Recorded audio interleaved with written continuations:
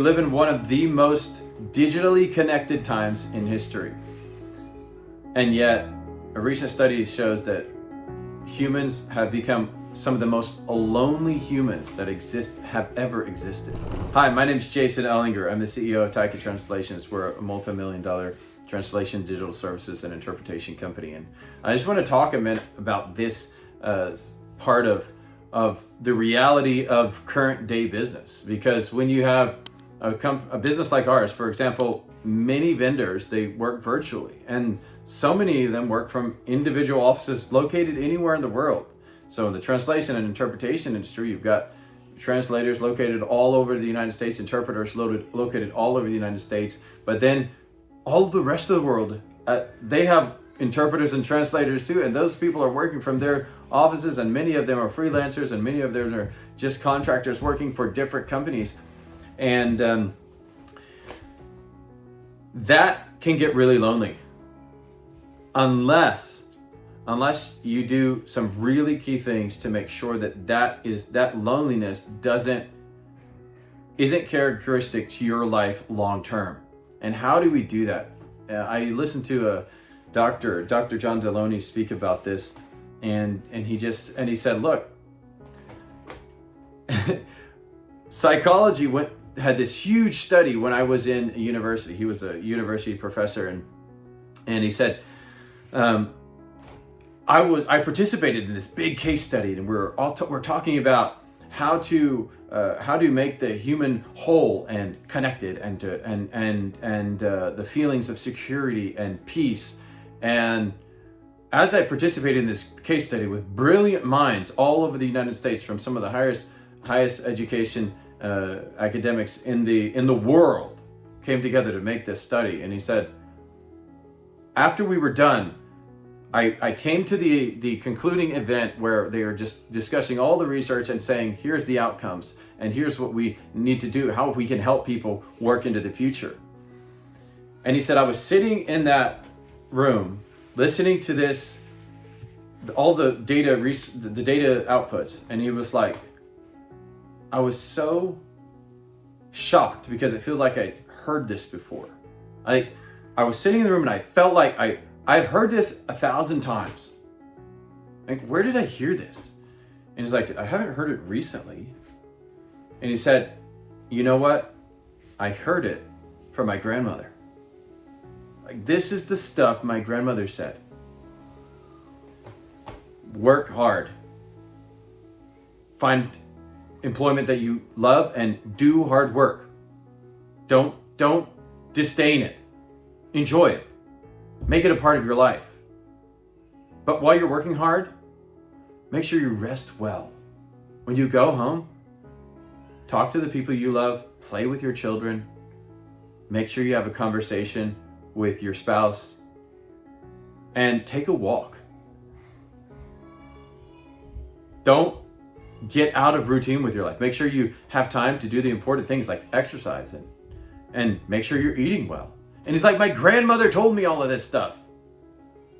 And yet, it is foundational to creating a life that's wealthy, that's whole, and giving us the undergirding for our relationships to weather the storms of life. Because storms are going to come. Life's going to be hard. It's just a fact of life. You got to accept it and move on with it. It's not going to be fair, and it's going to be hard. Those are two guarantees in life. So how do we weather that? We weather that with great relationships, with disciplined routine in our lives, with connecting with real people on a routine basis that speak into our life, that we can be vulnerable with, that we can get, like, here's the superficial conversations, but we can actually get here to where about conversations that matter. You know what? I'm scared about this, and I deal with this. Like, this is something that I deeply struggle with. I don't want to say not carelessly and foolishly sharing information with people you can't trust, who are just going to blab your information all over your social network or internets or whatever. But I mean, like, people that you really have in your life that you can genuinely and wholly trust to share, and that their feedback will be valuable and foundational for the future. And I think that's so important in this day and age to make sure that you and I are spending time on a routine basis, talking, interfacing with, and that we have planned time to spend with loved ones where we're not interrupted, where we get to have a long conversation, and that conversation leads to another conversation, which leads to another conversation, and we spend 4 hours discussing meaningful things on both parts, for them and for you, not just a one-way conversation, and thereby building the relationships that cause us to have the strength to weather the storms of life. And I don't know about you, but as I've been in business for 10 plus years now, running this company, there's been ups and downs all along the way. And those relationships that were already there prior to those events, those negative events happening, they carried me through. And the hope that the understanding that I wasn't alone, and the realization that I had somebody that I could talk to when I was going through something tough. And then, but that doesn't happen just automatically. Like it's not something that just comes out of thin air. You've got to that's something you cultivate. You cultivate that over years of you have to have these conversations with people now and be building those relationships now, so that when you get to those storms of life that do come, you can weather them. Because we've got a whole culture that is anxious, that is fearful, that looks into the future and doesn't see a hopeful outcome. But hope is a choice. And you can't make that choice unless you've got incredible people around you speaking into your life, speaking hope and life into your world, into your mind, into your heart, and helping you work through the challenges that you're facing.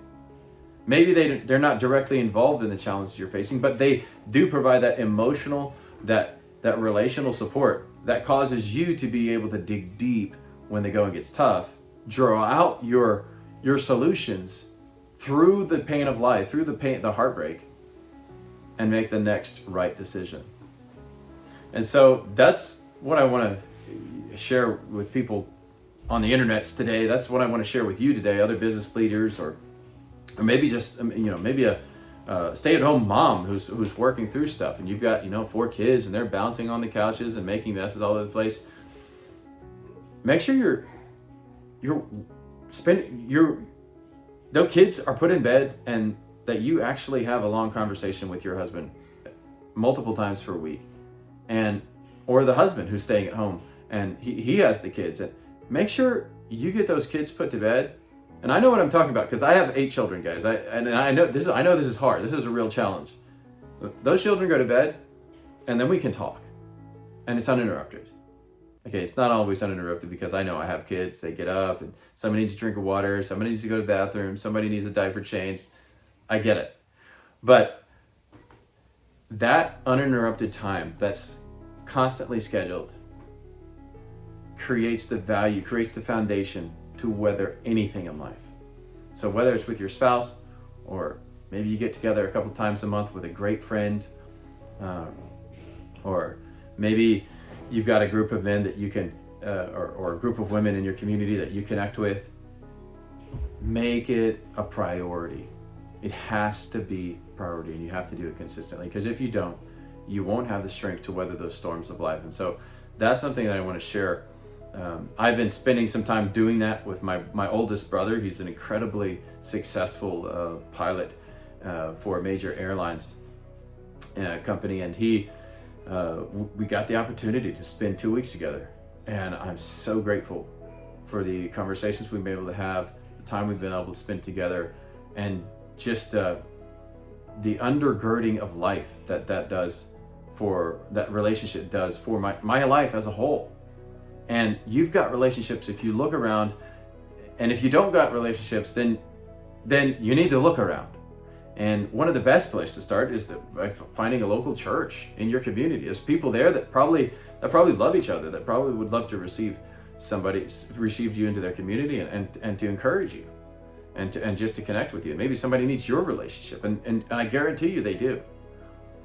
So work on that. Make it a real part of your life, and don't forsake the building relationships with others, even though you're working online, or even though you're working in a maybe geographically separated office. Make sure this is a part of your life on a routine basis, and continue investing in others in the same way, because they're going through the same stuff. Life's going to happen. It's going to be a challenge, and you need the relationships, and I need the relationships to be able to weather those storms.